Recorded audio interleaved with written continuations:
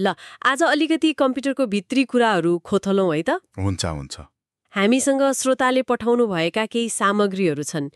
यिनलाई हेरेर कम्प्युटरले कसरी काम गर्छ, यसका मुख्य पाटाहरू के हुन्, त्यसमा अलिक गहिरिएर छलफल गरौँ न।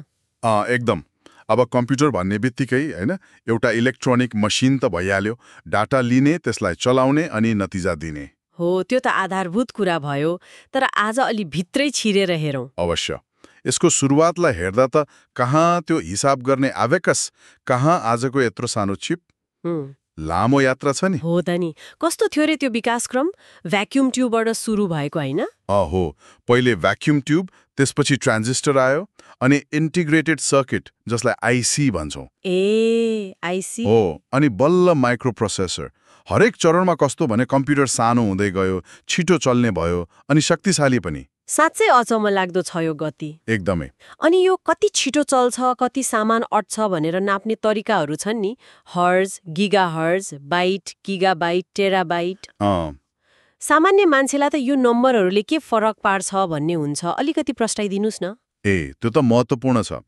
जस्तो गिगाहर्जले प्रोसेसर कति छिटो दौडिन्छ देखाउँछ। मतलब कुनै प्रोग्राम खोल्दा कति चाँडो खुल्छ हैन, भिडियो हेर्दा अड्किन्छ कि अड्किँदैन, त्यस्तो कुरा।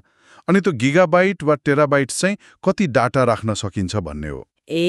कति फोटो भिडियो फाइलहरू अट्छ भन्ने कुरा। ठ्याक्कै। गाडीको इन्जिन कति पावरफुल छ र ट्याङ्की कति ठुलो छ भने जस्तै हो के। बुझ्यो। अनि कम्प्युटर पनि त थरीका हुन्छन् नि। Super computer, main frame. हो नि, फरक कामको लागि फरक कम्प्युटर। सुपर कम्प्युटर त एकदमै ठुलो, जटिल हिसाब किताब गर्नलाई। जस्तो कि मौसमको भविष्यवाणी गर्ने हैन, ठुल्ठुला वैज्ञानिक अनुसन्धानहरू। मेन फ्रेम चाहिँ अब ठुला ब्याङ्कहरू, कम्पनीहरूले प्रयोग गर्छन्।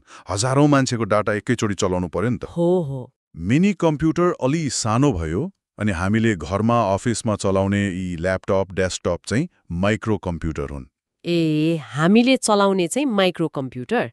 यसले नै सबैको पहुँचमा ल्यायो कम्प्युटरलाई, होइन त? त्यही त। मुख्य कुरा क्षमता र प्रयोग केमा गर्ने भन्ने हो। अनि आजकल त झन् यो मोबाइल कम्प्युटिङको हल्ला छ नि। स्मार्टफोन, ट्याब्लेट, यिनीहरूले के नै फरक पारे त? ओहो, ठुलो फरक पारे नि। कम्प्युटिङलाई गोजीमै ल्याइदियो। अब हामी जहाँ भए पनि सूचना लिन सक्यौं, सम्पर्क गर्न सक्यौं, काम गर्न सक्यौं। हो त नि। कम्प्युटर अब अफिसको टेबुलमा मात्र सीमित रहेन। रहेन, जताततै भयो। अब अलि भित्रतिर लागौँ है त। कम्प्युटरको भित्री संरचना कस्तो हुन्छ? स्रोतहरूमा आर्किटेक्चर र अर्गनाइजेसन भन्ने शब्द पनि देखेको थिएँ। के हो यो? त्यो यसलाई घर बनाउने उदाहरणबाट बुझौँ न। हुन्छ। आर्किटेक्चर भनेको घरको डिजाइन जस्तो भयो। कतिवटा कोठा चाहिने, भान्सा कहाँ, बाथरुम कहाँ, बिजुली चाहियो, पानी चाहियो, यस्तो के। मतलब के काम गर्नुपर्छ भन्ने कुरा। फङ्सनल कुराहरू हो। अनि अर्गनाइजेसन चाहिँ त्यो डिजाइनलाई कसरी बनाउने भन्ने भयो। इटा कसरी जोड्ने, तार कताबाट लग्ने, पाइप कहाँ हाल्ने, पिलर कहाँ राख्ने।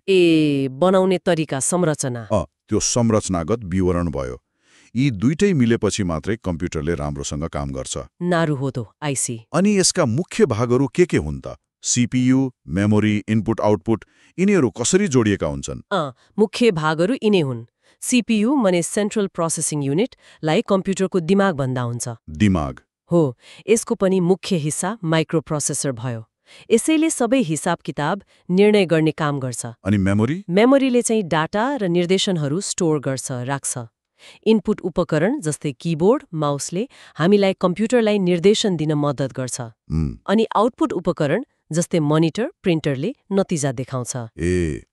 यी सबै अलग अलग भागहरू कसरी एक आपसमा कुरा गर्छन्? त्यो चाहिँ बस प्रणाली मार्फत। यो भनेको बिजुलीको तारहरूको सञ्जाल जस्तै हो। बाटो जस्तो? एकदम। डाटा र सङ्केतहरू यताउता ओहोर दोहोर गर्ने बाटोहरू। शहरको सडक जस्तो सम्झिनुस् न। ठिक छ। अनि मेमोरी पनि दुई किसिमको हुन्छ भन्छन् नि, प्राइमरी र सेकेन्डरी। हो। प्राइमरी मेमोरी जस्तो कि र्याम, त्यो चाहिँ कम्प्युटरको वर्किङ डेस्क जस्तै हो। Working desk. एकदम छिटो हुन्छ तर अस्थायी। मतलब कम्प्युटर बन्द गरेपछि त्यहाँको कुरा हराउँछ। सीपीयूले तत्काल चलाइरहेको डाटा यहाँ हुन्छ। अनि सेकेन्डरी मेमोरी जस्तै hard disk, SSD, pen drive, त्यो चाहिँ दराज वा फाइल क्याबिनेट जस्तो भयो। अलि ढिलो हुन्छ तर स्थायी। भनेपछि फाइलहरू, सफ्टवेयरहरू सुरक्षित राख्नलाई, लामो समयसम्म राख्नलाई दुवै चाहिन्छ। एउटाले मात्र काम चल्दैन।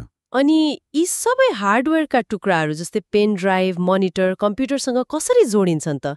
त्यो USB पोर्ट, HDMI पोर्टहरू हुन्छन् नि? हो, तिनलाई हार्डवेयर इन्टरफेस भनिन्छ। यिनीहरूले बाहिरका उपकरणलाई भित्रको प्रणालीसँग जोड्ने पुलको काम गर्छन्। ए, पुल जस्तै? जसले गर्दा डाटा सजिलै यताउता गर्न मिल्यो। ल, त्यसो भए आज हामीले के कुरा गर्यौं त भन्दा सुरुमा कम्प्युटर के हो, यसका विशेषताहरू हेर्यौं।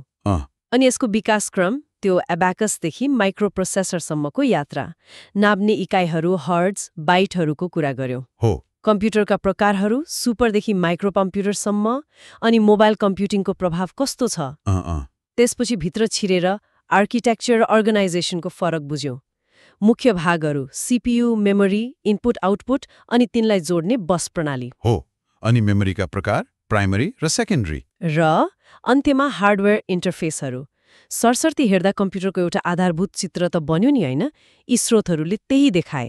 एकदम। र यहाँनिर सोच्नुपर्ने कुरा के छ भने हामीले अहिले छलफल गरेका यी साधारण लाग्ने आधारभूत कुराहरू मिलेर नै आजका यति जटिल र शक्तिशाली कम्प्युटरहरू बनेका छन्। हो त नि? गर्छन् भन्ने कुरा आफैमा गहिरो छ। अझ यो मोबाइल कम्प्युटिङले हाम्रो जीवनशैली र सूचनासँगको सम्बन्ध जसरी बदलिदिएको छ, त्यसले गर्दा भविष्यमा कम्प्युटिङ कता जाँदैछ, के नयाँ कुरा आउला भनेर सोच्न बाध्य बनाउँछ नि।